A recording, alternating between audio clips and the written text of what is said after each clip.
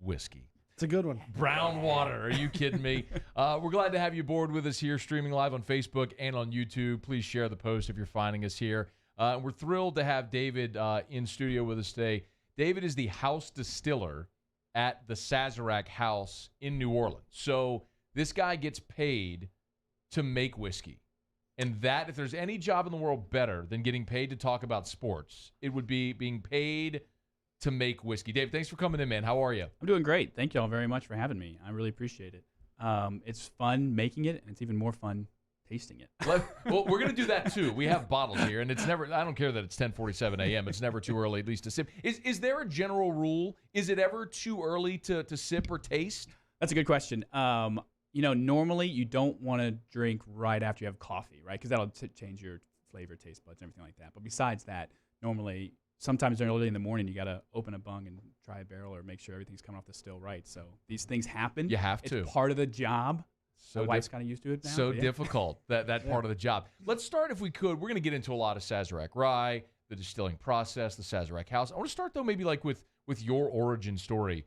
Give us your background and how you came to be the house distiller for Sazerac House, New Orleans. Yeah. So after college, I was up in Northern Virginia, D.C. area, and that's where I kind of grew to love whiskey, right?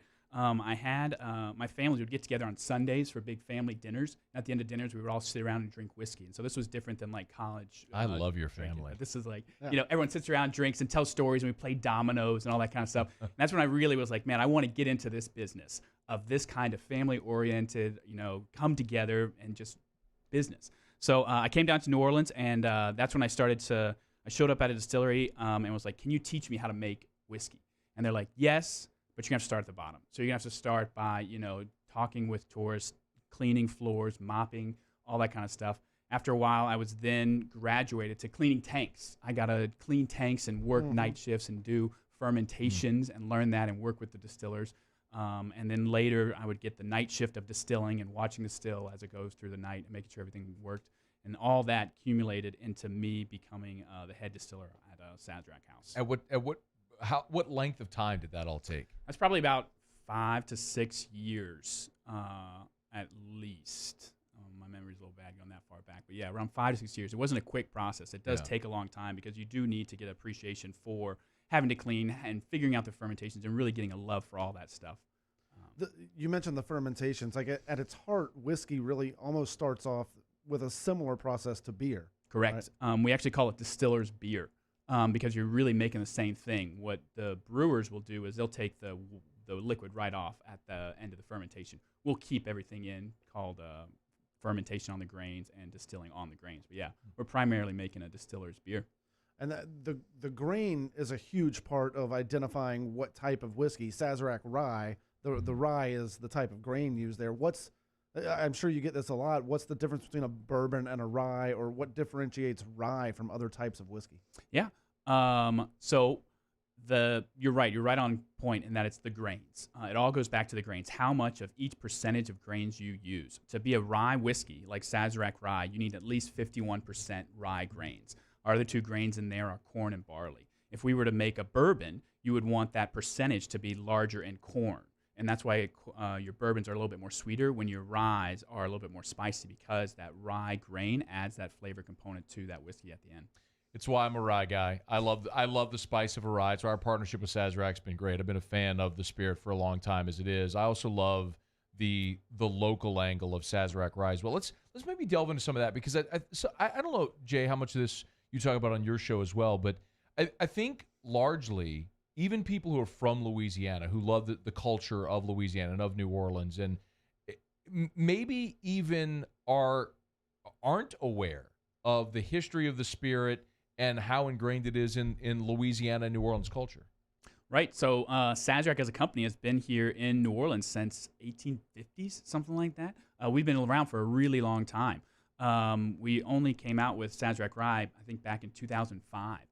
We were looking out at the market and we saw, we have such a deep connection to the Sazerac cocktail that we were looking around and seeing all these places making it with ryes that just weren't subpar. And so we decided that we really wanted to come out with a rye whiskey that embodied what we wanted the flavor and the taste of not only the rye whiskey, but the Sazerac cocktail to taste like. So were you part of the process of creating Sazerac Rye, or that predates you? That predates me. Okay, so what do you know about that process, though, and how that all came about? Well, I mean, so that's my boss, right? Yeah. Harlan Wheatley. Yeah. He's the master distiller. He was the one that decided, this is a 6-year-old product. He was the one that we were talking about grains and mash bills. We keep that percentages close to the heart because he decided this is how much rye needs to be in there to make a great whiskey. This is how long it needs to age in our rick houses to be the right flavor components that I'm looking for to make this product. So he decides all those kind of things, which is why he's master distiller. Yeah. So he master distiller comes up with the mash bill, creates this great rye. How much of Sazerac Rye is distilled in New Orleans? Like the bottle you have right there. I know there's a lot obviously distilled on premise. There's some in Kentucky. Like how does that whole process work as well? So I wish I could make enough for the entire country. Right, right. But that would take a huge distillery like we have up in Kentucky. So I can't do that. What we're making down in New Orleans is a barrel a day. So I have the ability to make 1 barrel of whiskey every day of Sazerac Rye. That is enough. And so we only opened back in October of 2019. So, or I'm sorry, of 2019. Yep, 2019. And so we haven't stored enough. We haven't waited 6 years for that to come of age. Mm-hmm. So all the rye that's on the market right now is the one that's made in Kentucky at Buffalo Trace. So to explain, and I know for some people this may be like super simplistic, but to talk about, if you would, explaining the aging process, because I think that's something that gets lost on people a lot of times. It probably why a lot of distilleries, quite honestly, don't make it. It's you can't rush an aging process. It takes the length of time it takes. That's right. One of the great things they say is you can't rush father time. Yeah. And that's where we luckily have the ability to be able to wait that period of time because the color from this whiskey comes only from the barrel. When it goes in, it's clear. It's like water. Isn't that wild? I always think it would be like vodka or anything, right? It's just absolutely. It's clear, and then it comes out that beautiful amber color. That beautiful amber color is what it comes in too. So, and that's all from the barrel. Inside that barrel, it's a char. We do an alligator char, is what we call it, char number 4. It's kind of like a bark. And so what that does is it allows the time in the rick houses and the weather expanding and contracting, letting that whiskey go in and out of the wood and in and out of that carbon. Really helps smooth it out and gives it the flavor and the taste that goes along with it.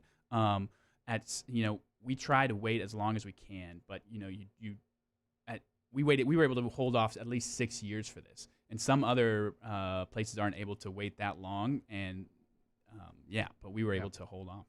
Yeah, I love that process and the time that it takes. You can identify a spirit, especially in the whiskey world. You can look at that color. It's part of the just celebrating that spirit. And obviously you get it in the Scotch world. You get it in Irish whiskey. Those are all barrel aged as well. And they put huge age statements on Scotch, 12-year, 25-year Scotches. Those are usually aged in used bourbon barrels and used rye barrels from America. Same thing with now some darker rums are colored that way, but you can get barrel-aged rums as well. And tequilas, a lot of them, when you start to get to Reposado or Añejo tequilas, those are barrel-aged a lot of times as well in used American whiskey barrels. But it's such an important part of the process, like Matt was saying. It just means so much to that spirit, and so much of the flavor that we know, especially in the whiskey world, really is coming from that oak. It's right. And that's why we try to get the oak and the barrel process and making the barrels is a really big deal as well. We take certain precautions with our barrels so that nothing taints the whiskey. Even the bands that hold the barrels together, you'll sometimes see staples that are in there. We don't do that because we're worried that if that whiskey soaks into the wood, it might touch that metal, and that would throw off the flavor. So we take, there's no glue or anything in those barrels. We just want it to be wooden whiskey in there. If people come to the Sazerac House, which is a gorgeous building, by the way, just thank you very much. Right there at the corner of Canal and Magazine, especially at night, the way it lights up is gorgeous. What do people see? Like, will they see this process when they come to Sazerac House? Yes. The short answer is yes. So we actually have the working distillery on site. If you're taking that red streetcar line down Canal Street, you can look in from the streetcar line and see the still. It's a 2-story still. It's very pretty. It's right there on the front windows. We also have other things that are going on at the Sazerac House. We have virtual right now, cocktail classes. So it's not only about distillation, but we also give classes on how to make the perfect Sazerac or how to make a great cocktail. We're very informative on different aspects of the cocktail culture and about this history of Sazerac as well. It took us 2 years to complete the construction of that building and the renovation of it. And so we're really proud and really happy of it.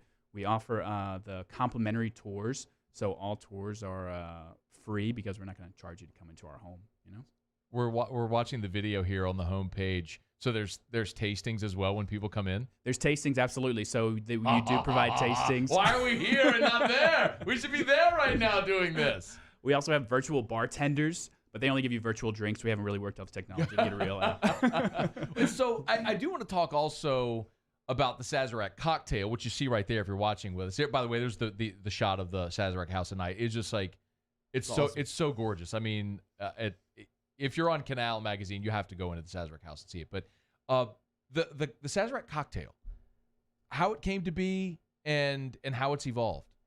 So that's we have a whole class on this. Yeah, right. It's a great story. It originally started with actually cognac. Cognac was the primary liquor to put in there. But then what happened was over in France, they ran into the virilimite, right? That destroyed all the vines, the grapevines over there, and it was no longer available to use. And so over in America, what they decided to do was they decided to switch to rye whiskey because they felt that rye whiskey would be a good substitute there, and it was obviously very prominent in America as well at the time. And then we also were using absinthe as another primary ingredient, and then absinthe got illegal, banned from. Those are called the green banned. for the green fairy. The green fairy. That's right. Somebody launched a PR campaign against wormwood. One of the herbs used in absinthe was called wormwood, and they claimed it was a hallucinogenic, and they got it banned so that people would start drinking brandy again. Why are you so upset about this, Jay? Still, you got a problem with the banning of. Still gets me. But a lot of good has come out of it too. Yeah. For sure. Are you a big absinthe fan?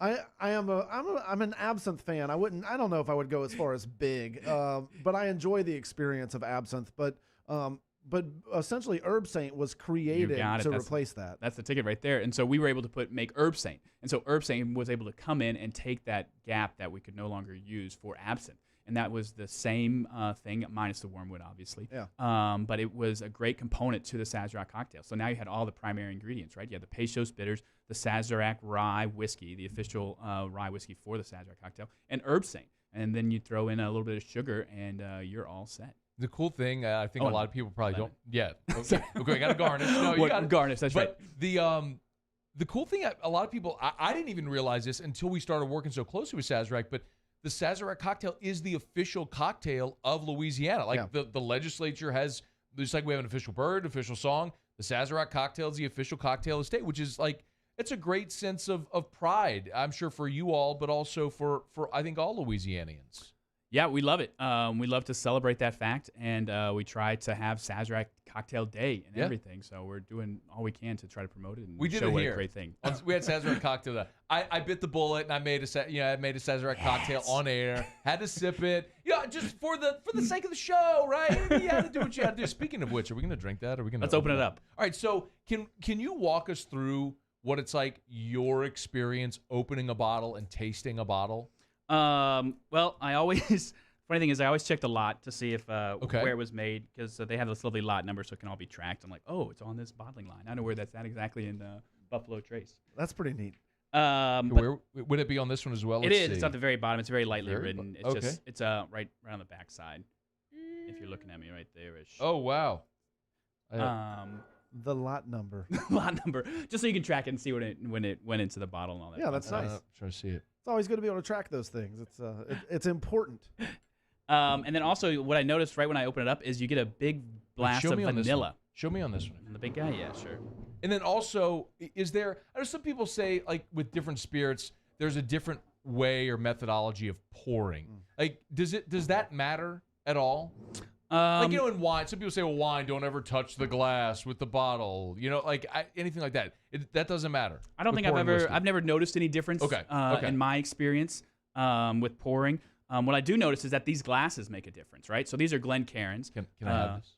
I don't have to go all the way back to New Orleans with it. So with the Glencairns, you miss 100% of the shots you don't take, Dave. I had to ask.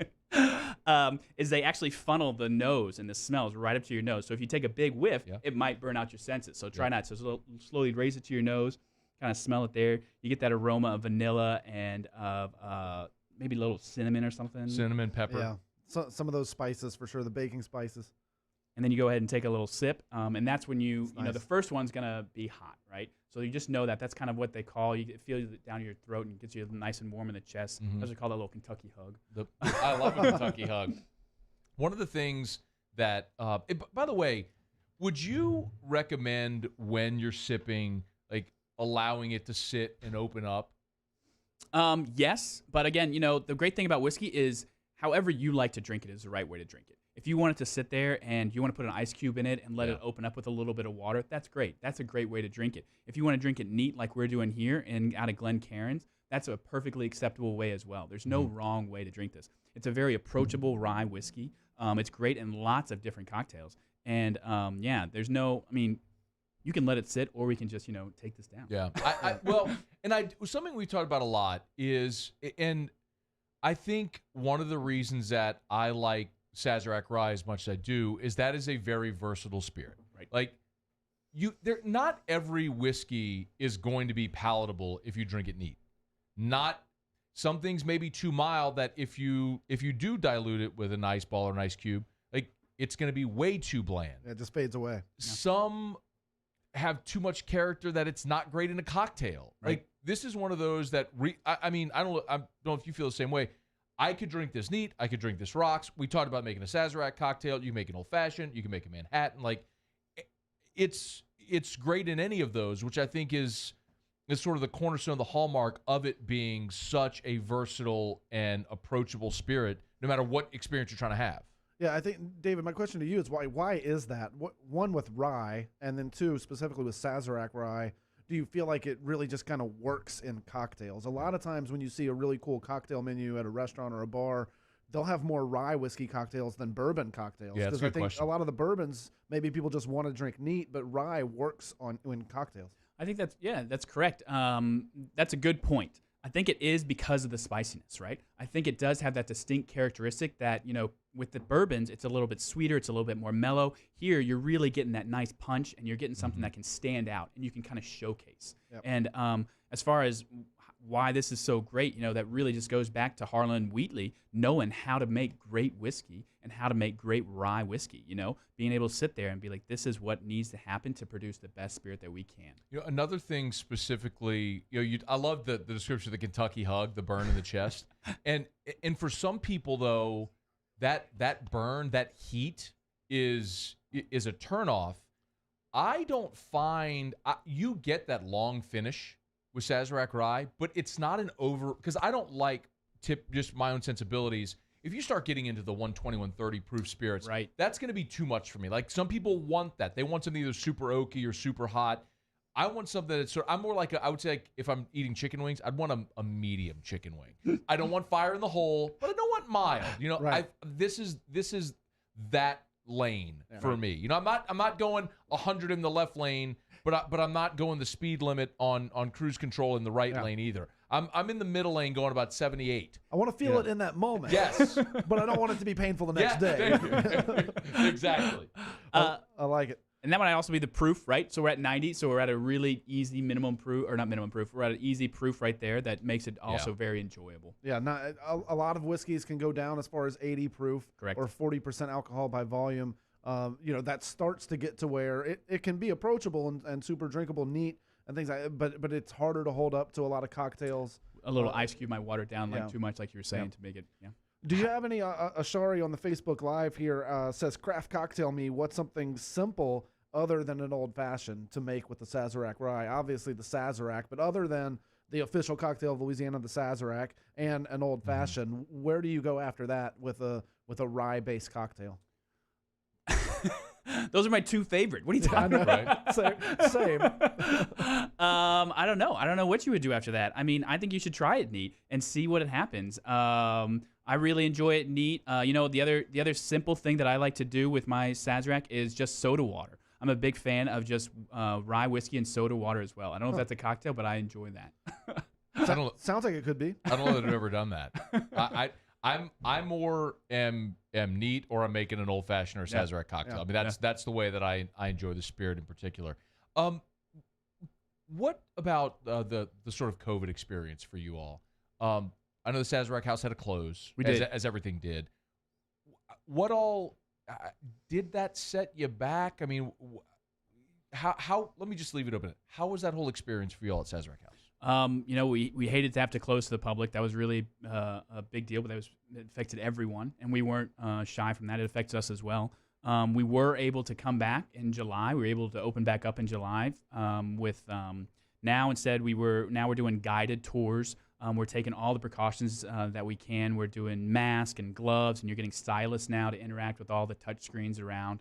We're still providing samples. Obviously, everyone's behind glass, and all of our team members are, again, wearing masks and gloves. We are running more limited tours. So we used to have, I think, maybe 15 to 20 people per tour. Now we're doing about 8, so everyone can keep their social distance. We have social distancing markers throughout the house. All these things can be seen on our website, and then also you can reserve your tours on there as well. We're open Tuesday through Saturday. We're actually in October opening up to Sunday from noon to 6. But yeah, we're trying to be as safe as we possibly can, being that COVID. Sazerac House is awesome. We're looking at the video again. That's my still. That's and this is you rolling the barrel. That's right. Which is, I mean, you're kind of famous. You're on the website rolling the barrel. So, how many barrels, by the way, are in the Sazerac House aging at a given time? So I can't hold. So when you come, you're showing up, and we'll walk you around, and you I don't have a lot of room. Yeah. Right. So it's very narrow. It's a very tight space. So I can't actually age that many barrels on site. So what I'll do is I'll fill them up. I'll store them in the back of house, and actually in our offsite warehouse, until I get a tractor trailer load. Once I have a tractor trailer load worth of barrels, which is around 40, based on the volume that the tractor can hold or weight that it can do, I'll ship them actually to Kentucky, because that's where they have their barrel warehouse, and that's where they can all store. And they'll sit there in that lovely Kentucky weather. I mean, Louisiana's great, but we only have one real temperature, and that's just hot. So that was going to be my very obvious next question, was if you were actually, so you're barreling whiskey here and then sending it to Kentucky to age, because, I mean, there are so many factors can contribute to the flavor, the profile of a whiskey, and the weather's a huge one. I mean, even so, I mean, you know this, but where in a rick house, same mash bill, same everything, where that barrel is in a rick house can change the flavor of a barrel. You got it. And it does. It absolutely does. Where it sits, what part of the barn it's in. Yeah. Right? So if it's on the sun side, on the east side, or the west side, this all affects how the flavor will go and interact. Up in Kentucky, they kind of have understood some of the older rick houses that they have, and they know where they can place barrels to get the best out of that barrel and the best out of that spirit. Wow. That's just another level of the master distilling and the aging process, and how to rotate those barrels, or just kind of knowing where your select picks are, essentially. Because you're right, you can take the same mash bill, take the same grains, do the same fermentation with the same yeast, distill it the same way, and put it in very similar barrels, and you can come out tasting completely totally different. Like I said, we just started back in October producing these, and so we're hoping that we're going to be very close to what Buffalo Trace is making on theirs. Our still, we lovingly refer to as Lucille. Oh, nice. We call it that because when we were putting her together and we had the scaffolding up, we took the scaffolding down, we were running some tests, and we found a Lucille at the very top. Oh, nice. Oh, no. Got to put all that scaffolding back up. But Lucille does a great job of making whiskey for us. We like what's coming off of her, and we're hoping that in 6 years it's going to be the same kind of consistency that what they're producing up. That's so cool. All right, I want to nerd out for a second. Ready? So I know the BTACs were announced. Sazerac 18. Like, what is the difference? Explain, if you would, the difference in the two. That's the one BTAC I haven't tried before. The difference, the flavor profile, how it's distilled, all there. Like, tell. So it is the same distillation process, same fermentation. Everything. Everything's the exact same. Just an 18-year-old. It just sits for longer. They take more, it sits in that rick house longer. They watch it closer, and they just make sure that it's aging appropriately and continuing to go. And then after a while, those are what they call honey barrels. Right? That's the ticket right there. So those are the ones that they're like, hey, that guy right there, let's keep him around. Let's stick him a little bit longer and see if we can hold off. And again, it's all about waiting. Like, do you have the patience? You know it's good at this prior year. Do you have the patience to be able to wait to let it get a little bit better and a little bit better? But the other thing too, though, is I always compare aging a whiskey to like grilling a steak. There is a perfect temperature.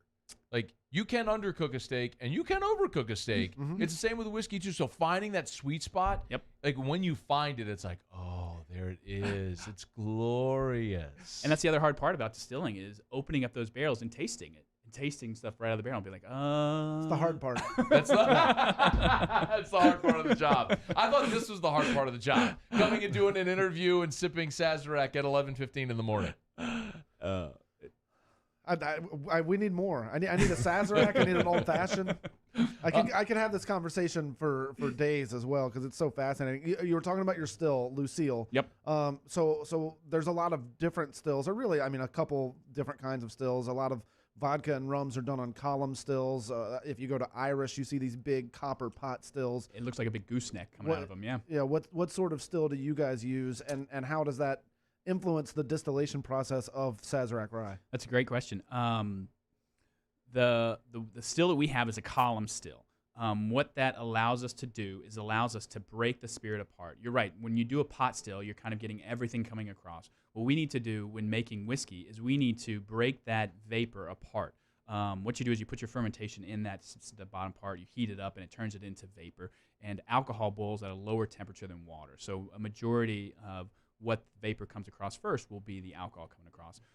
Inside that column, there are plates, and the vapor will hit that plate, and it'll condense back into a liquid and drop down. That's called reflux. That helps break that spirit apart and make it more pure and refined spirit. For whiskey, you only want so much, purification. We're not trying to make vodka here. We're not trying to make it super clean and super pure. You wouldn't want to put vodka in a barrel. You do want a little bit of all the rest of the tannins and oils that come across in your distillate. And so for us, it takes us about 4 plates in our column. We have a lot more. We have the ability to make, you're right, gin, rum, vodka, any of that. But for our whiskey, we do about 4 plates before we take it off and send it to our collection tanks. Okay, I have one more question. When you go to the Sazerac house, I see this. Can you pull this up, Paul? Like, there's this wall, which looks it's backlit. It looks like it's floor to ceiling, and it's all bottles. That's 3 stories of the products that we feature at the Sazerac house. Oh, I mean, 18 brands that we find really close to heart that we want to showcase here in New Orleans, and that it goes everywhere from Eagle Rare to Buffalo Trace to Peychaud's Bitters. It's all right there on display. It makes a really great showstopper. Oh. And you can see that again right there at Canal Street. Looking in from Canal Street, you just see massive bottle wall. It's so gorgeous. So the Sazerac House is open noon to 6. Noon to 6. Make your reservations at SazeracHouse.com. SazeracHouse.com. Paul, if you wouldn't mind, pull this up, SazeracHouse.com. So here's the website. You go to visit SazeracHouse.com. 3 floors, 1 story, as they say. There's tours and exhibits. You can explore the exhibits. You can reserve your complimentary tour. They're guided tours now. They're guided tours, right? It wasn't prior, but they are guided tours now. Due to COVID, and we're trying to keep everyone as safe as possible, we're doing guided tours. It takes about a little over an hour to go through the whole process. But along the way, free samples, tastings. You get to meet me and my team and other experienced team members there that can do House to watch us do our shows and experience everything Sazerac House has to offer. But if you, your family, or you have a group that wants to get down to the Sazerac House, reserve your tour, SazeracHouse.com, SazeracHouse.com. Again, open noon to 6. Closed on Sundays? We're closed on Sundays and Mondays. Mondays. In October, we'll open on Sundays. Okay. So we're beginning to expand back up after COVID and all that. SazeracHouse.com. David Bakke is the house distiller at Sazerac House in New Orleans. It's been a lot of fun, and thanks for bringing the whiskey as well. Thank y'all very much. Appreciate it. Cheers. Cheers. Cheers, everybody. Have a great day.